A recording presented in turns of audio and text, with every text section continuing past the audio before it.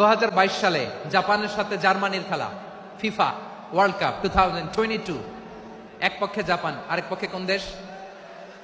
কথা শুনে নাই। এক পক্ষে কোন দেশ, আরেক পক্ষে সবাই। এক পক্ষে আরেক পক্ষে। ওই খেলায় জিতেছিল জাপান, জিতেছিল 22 সালের এই ফিফা ওয়ার্ল্ড কাপে জাপান ফুটবল খেলায় জিতে as a part of their celebration তারা খেলার পরে পুরো স্টেডিয়ামটারে ক্লিন করে the fan base of Japan. Lakh lakh মানুষ খেলা দেখতে যায়, তো এত ডাস্টবিনও তো নাই, তো যারা ডাস্টবিনে জায়গা পায় নাই তারা এই যে চকলেটের প্যাকেট, পানির বোতল, চিপসের প্যাকেট তারা এদিকে সেদিকে রেখে দিয়েছে। জাপানের ভক্তরা, জাপানের ফলোয়াররা as a part of their celebration তারা খেলার পরে পুরো স্টেডিয়ামের সব ময়লা আবর্জনা ক্লিন করে তারপরে বিদায় নিয়েছে। তাদেরকে কি ক্লিন করার দায়িত্ব দেওয়া হয়েছিল? এই যশোর, জাপানের যে ছেলেরা খেলা দেখতে গেছিল ওদেরকে কি ক্লিন করার দায়িত্ব দিছিল? তারা কি স্টেডিয়ামের পরিচ্ছন্নতা কর্মী? তাদের আকল, তাদের সিক্স সেন্স তাদেরকে বলেছে। ছোটবেলা থেকে জাপান গভর্নমেন্ট ওদেরকে এত পরিচ্ছন্নতা শেখায়, ক্লিনলিনেস অ্যাওয়ারনেস ক্যাম্পেইন করায়। ক্লাসে আমি দেখেছি, ক্লাসে নিজের বেঞ্চ নিজে মুছে, ক্লাসের মাঝখানে একটা সময় দেয়, নিজের টেবিল নিজে মুছে, নিজের ক্লাসরুমটা নিজে পরিষ্কার করে। রাস্তাঘাটে একটা ধুলা নাই, ময়লা নাই, একটা টিস্যু নাই।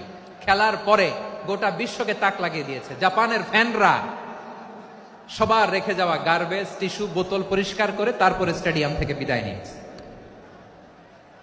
আমরা কেন এমন হইতে পারলাম না? আমরা কেন এমন হইতে পারলাম না?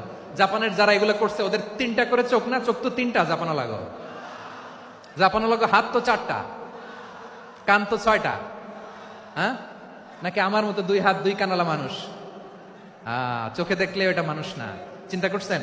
তার মানে জাপানিজদেরকে যে গ্রুমিং করে শিখানোর মাধ্যমে পরিচ্ছন্ন বানানো গেছে। ওরা যেমনি মানুষ, আমরাও মানুষ। আমাদের সন্তানদেরকে শেখালে তারাও পারবে, পারবে কিনা? 2 নম্বর উদাহরণ বলি।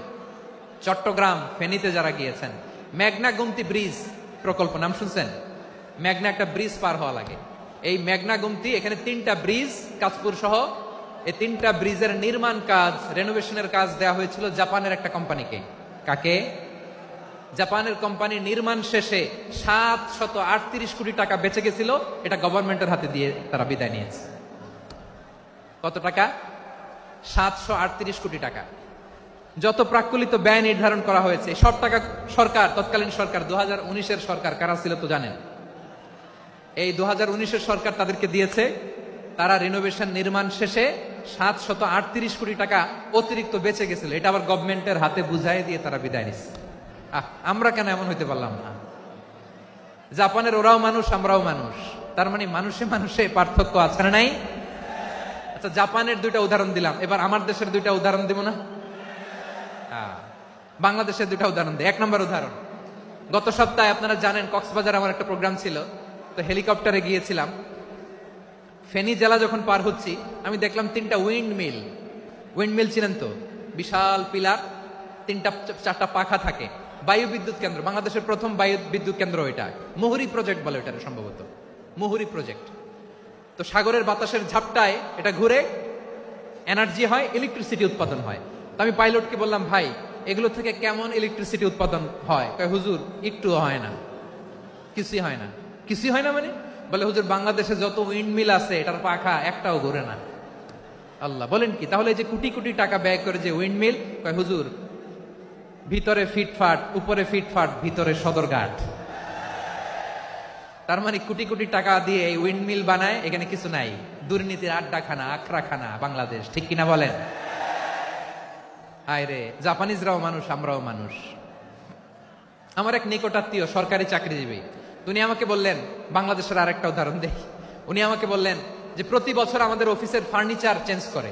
আমি বললাম, প্রতি বছর ফার্নিচার চেঞ্জ করে কেন? বলে যে ফার্নিচার নতুন পারচেজ করলেই তো এখানে টাকা, নতুন কিনতে পারলেই টাকা, নতুন উন্নয়নের সবক শোনাতে পারলেই টাকা। প্রথম আলোর রিপোর্ট। কি আলো?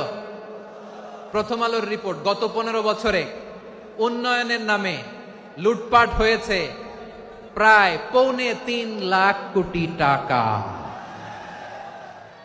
কার রিপোর্ট? আমাদের বানানো কথা, প্রথম আলোর রিপোর্ট। গত 15 বছরে কারা ছিল জানেন তো? হ্যাঁ, শুধু ওনাদেরকেই দোষ দিয়ে লাভ নাই। স্বাধীনতার পর থেকে শুধু শাসকের হাত বদল হয়েছে, আমরা কিছু পাই নাই, ঠিক কিনা বলেন?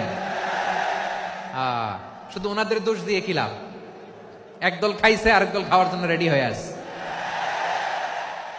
আমরা এরকম চাই না, জনগণকে ফুটপাতে বসাই দিচ্ছে। প্রিয় ভাইয়েরা, জাপানের মানুষও মানুষ, আমরাও মানুষ। সিদ্ধান্ত আপনার, কোন মানুষ হবেন, ভালো মানুষ না খারাপ মানুষ?